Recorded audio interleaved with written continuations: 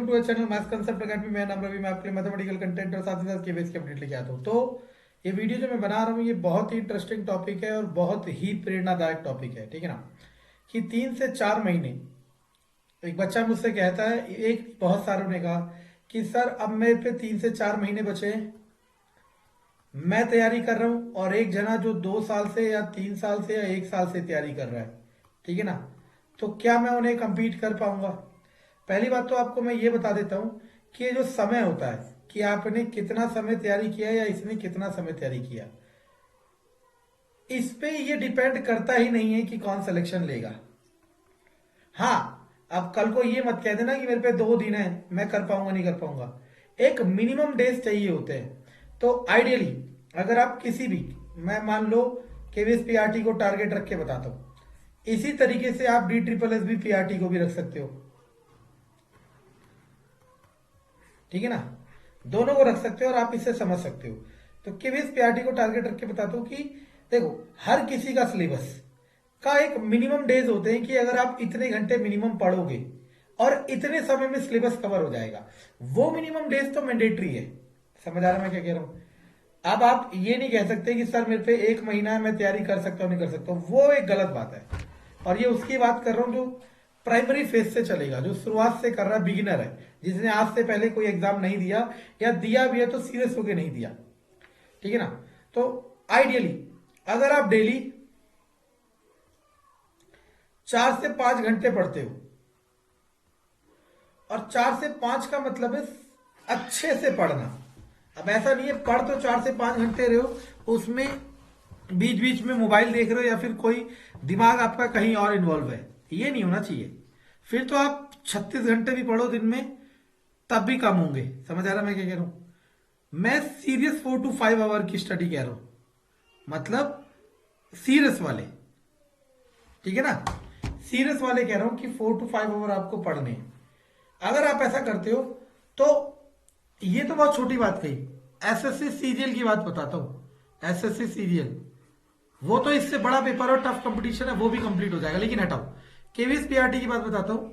आप अगर 4 to 5 our daily पढ़ते हो तो हार्डली 3 महीने लगेंगे आपका सिलेबस पूरा होने में। हार्डली 3 महीने लगेंगे आपका सिलेबस पूरा होने में। और ये मैं उसके लिए कह रहा हूं जो बिगिनर है, जिसने आज से पहले पेपर दिया ही नहीं है। समझ आ रहा है मैं क्या कह रहा हूं।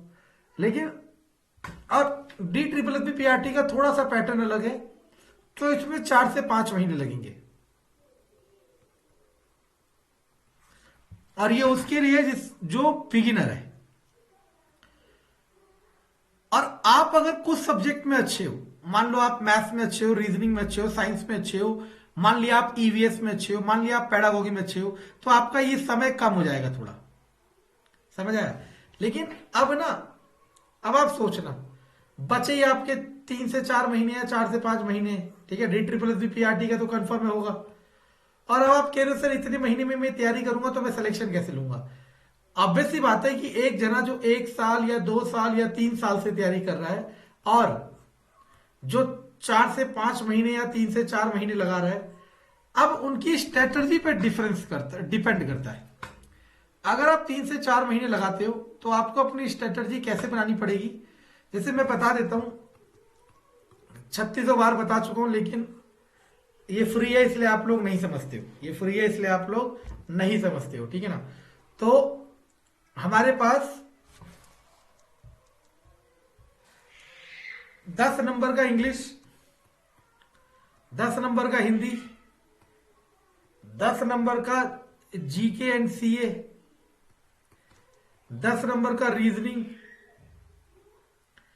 और 40 और 10 नंबर का कंप्यूटर और 20 नंबर का पेडागोगी। कितना हो गया? 20, 30, 40, 50, 60, 70 और 80 नंबर का आपका आता है, इसे सब्जेक्ट कंसर्न कह रहे हैं। ये सारा मैं डिफाइन कर चुका हूं। इसमें 20 नंबर की मैथ आएगी, 20 नंबर की साइंस आएगी, बाकी 40 नंबर का उसमें ईवीएस भी होगा और भी बहुत कुछ होगा, ठीक है ना। अब आपको करना क्या है, आपको सब्जेक्ट के नंबर के हिसाब से उसको पढ़ना है। आपको ये दिख गया सबसे ज्यादा वेटेज किसका है, सब्जेक्ट कंसर्न का। तो अगर आप डेली 4 to 5 आवर पढ़ रहे हो, अगर आप डेली 4 to 5 आवर पढ़ रहे हो, तो आपको कम से कम 2 से 3 घंटे आपको अपने सब्जेक्ट कंसर्न को देने पड़ेंगे। और उसमें जरूरी नहीं है सारे सब्जेक्ट एक साथ उठाओ, कोई भी 2 एक साथ उठा सकते हो। मान लो मैथ और साइंस उठा लिया, तो 1 घंटा आप मैथ करो, 1 घंटा आप साइंस करो, और बचे 1 घंटे आप इनके क्वेश्चंस करो। जो टॉपिक पढ़ लिया है उसके क्या करो, क्वेश्चन करो। समझ आ रहा है मैं क्या कह रहा हूं? सबसे प्राइमरी आपका फेज यही होना चाहिए। इसके बाद अब जब आप इस स्पीड से चलोगे, जब आप इस स्पीड से चलोगे, 2 से 3 घंटे आप इन सब्जेक्ट्स को दोगे, तो एक समय आएगा, जैसे हमने टारगेट रखा 3 to 4 मंथ, ठीक है ना, हमने टारगेट रखा 3 to 4 मंथ्स। और अगर आप इस पैटर्न से चलते हो तो आपका 2 महीने बाद ही, 2 महीने बाद ही इन 3 में से कोई एक सब्जेक्ट कंप्लीट हो जाएगा, और हो सकता है 2 सब्जेक्ट कंप्लीट हो जाए। समझ आता है? ये सब स्ट्रेटेजी आपको बनानी खुद से चाहिए, किसी की बनाई स्ट्रेटेजी काम नहीं आती है, ठीक है ना। अब जो सब्जेक्ट आपका कंप्लीट हो जाए, जो सब्जेक्ट आपका कंप्लीट हो जाए, मानो मैथ्स आप 1 घंटा दे रहे थे डेली, और ये अब आपका कंप्लीट हो गया 2 महीने में, 2.25 महीने में, 2.5 महीने में, 3 महीने में, और अब आपको लगता है कि नहीं यार अब मुझे आ गया सफिशिएंट, तो अब आप इसका 1 घंटे से हटा के आधा घंटा कर दो डेली का, और वो भी सिर्फ या तो प्रैक्टिस क्वेश्चन की या फिर रिवीजन। और आप चाहो तो बहुत स्मार्टली कर सकते हो, हफ्ते में 3 दिन प्रैक्टिस, हफ्ते में 3 दिन रिवीजन, अल्टरनेट में। समझ आ रहा मैं क्या कह रहा हूं? ये कंस्ट्रक्टिव अप्रोच है कि आप आगे भी बढ़ते जा रहे हो, रिवीजन भी करते जा रहे हो। लेकिन अगर आप ये तरीका लगाते हो कि पहले मैं 2 से 3 महीने या 3 से 4 महीने सारा सिलेबस करूंगा या करूंगी, उसके बाद मैं रिवीजन करूंगी, क्वेश्चन करूंगी, तो फिर ये 3 से 4 महीने या 4 से 5 महीने सफिशिएंट नहीं होते। समझ आ रहा है? ऐसे बहुत आपने इंटरव्यू देखे होंगे, और हो सकता है आप भी ऐसा इंटरव्यू दो, और बहुत जगह सुना होगा कि हमने 4 से 5 महीने में निकाल दिया। वो इसलिए क्योंकि उनकी अप्रोच अलग थी, वरना कई तो सालों साल नहीं निकाल पा रहे। सारा खेल अप्रोच का है, क्योंकि गवर्नमेंट जॉब के पेपर इस तरीके से होता ही नहीं है कि आप ना निकाल पाओ। वहां सारा खेल है कि आप मैनेजमेंट किस तरीके से करते हैं। समझ आया? अब सारा एक एक करके उंगली पकड़ के मैं बताऊं तो ऐसा पॉसिबल नहीं है, लेकिन फिर भी जितना हो सकता है मैं कोशिश कर रहा हूं, ठीक है ना। अब आप 2 से 3 घंटे किसको दे रहे हो? सब्जेक्ट कंसर्न को, ठीक है ना, सब्जेक्ट कंसर्न। अब आपका मतलब 2 से 3 मान लो 5 घंटे मैंने कहा, आपके 2 घंटे बचे। अब इनमें से सबको एक साथ उठाना जरूरी नहीं है, और मैं पहले भी कह चुका हूं, इनमें से जो रीजनिंग है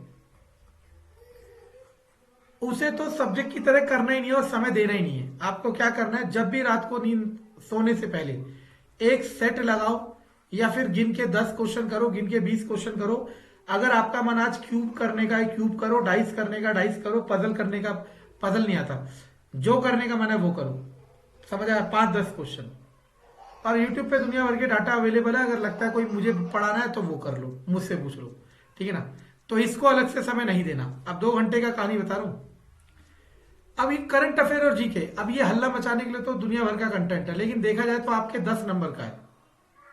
अगर आप इसमें 5 भी ले आते हो और एक बहुत ब्रिलियंट लड़का 8 ले आता है, 3 ही नंबर का तो अंतर है, और ये आप 3 नंबर का अंतर यहां आराम से कवर कर सकते हो।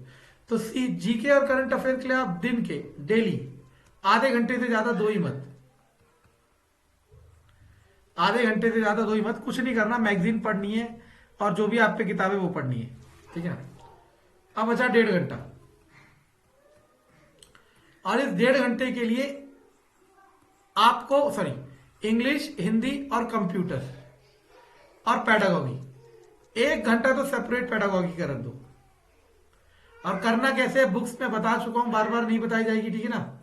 आप देख लेना, आपकी कोई भी बुक हो, आपको करना क्या होता है, जो भी टॉपिक सिलेबस में मेंशन है, सिलेबस में जो भी टॉपिक मेंशन करा रखे हैं, बस वो आपको अच्छे से पता होना चाहिए। और फिर उसके बाद क्वेश्चन, और बचे आधा घंटा, आप इंग्लिश चलाओ या हिंदी चलाओ, 3 दिन इंग्लिश 3 दिन हिंदी, आपका 4 से 5 घंटे और 3 से 4 महीने आपका पूरा सिलेबस भी हो जाएगा और आप कंपीट भी कर पाएंगे। लेकिन मैंने अप्रोच बताई ना क्या, आपको ये अप्रोच नहीं लगानी है कि पहले मैं सिलेबस करूंगा फिर मैं ये करूंगा, नहीं, साथ साथ सिलेबस को कंप्लीट करता जाना है। और जिसका सिलेबस कंप्लीट होता जाए उसको रिवीजन मोड में और क्वेश्चन मोड में ले जाओ, कि इसके मानो अब अगर किसी सब्जेक्ट को, जैसे यही देखो, पेडागोगी को 1 घंटा दे रहे हो और 20 नंबर की है और लिमिटेड टॉपिक है, ठीक है ना, टॉपिक लिमिटेड है, अब चाहे कितना पढ़ लो आपकी इच्छा है, ठीक है, 20 में से 20 तो आने नहीं है, ठीक, लिमिटेड टॉपिक है, वो सारे टॉपिक पढ़ लो, चाहे 10 किताबों से पढ़ लो, आपके 2 महीने में कंप्लीट हो जाएंगे। फिर जो 2 महीने बचे, इसका समय कर दो आधा घंटा, और हफ्ते में 3 दिन उन आधे घंटे इसकी रिवीजन करो, और हफ्ते में 3 दिन उन आधे घंटे इसके क्वेश्चन करो। और बचा रहा संडे, शुरुआत के 1 महीने, जब स्टार्टिंग बिगिनर हो, शुरुआत के 1 महीने तो कोई टेस्ट वगैरह मत दो, संडे को रिवीजन करो, लेकिन जैसे 1 महीना पूरा हो जाए उसके बाद आप प्रैक्टिस सेट देना शुरू करो। और अगर आप ऐसा करते हो तो चाहे आप बिगिनर हो चाहे फिर प्रो हो, ठीक है ना, passion pro, you will get the selection. और यही तरीका अपनाते हैं जो 4 से 5, 5 से 6, 6 से 7 महीने की तैयारी में सिलेक्शन पा लेते हैं। कुछ तो अंतर होगा ना, वो यही अंतर होता है, मैंने बता दिया आपको। देखो बात होती क्या है, सभी को पता है, सभी को पता है मेहनत करने से कामयाबी मिलती है, लेकिन सब कर थोड़ा ना सकते हैं। तो ये पूरा तरीका मैंने बता दिया, अब आपको देखना है कि आप क्या कर सकते हो। ऐसा ही अप्रोच DSSB में लगाना है, उसमें भी जो भी सब्जेक्ट है उसे ऐसे टाइम बांट लो अपने हिसाब से, जो आपकी क्षमता है, जो आपका वो है, समझ आ रहा है। अगर मैं तैयारी करता इसकी तो मैं रीजनिंग का टाइम हटा देता, कंप्यूटर का टाइम हटा देता, ठीक है ना, और सब्जेक्ट कंसर्न में इसका और इसका टाइम हटा देता, मैं इसको करता, इसको करता और इन तीनों को करता, बस, समझ आ रहा है। सबकी अपनी स्ट्रेंथ है, आपको देखना है। अगर आप पेडागोगी में अच्छे हो तो आपका वो 1 घंटा बच गया, अगर आप सब्जेक्ट कंसर्न में EVS में अच्छे हो तो आपका वो 1 घंटा बच गया, समझ आ रहा है, ये आपको देखना है, ठीक। Thank you.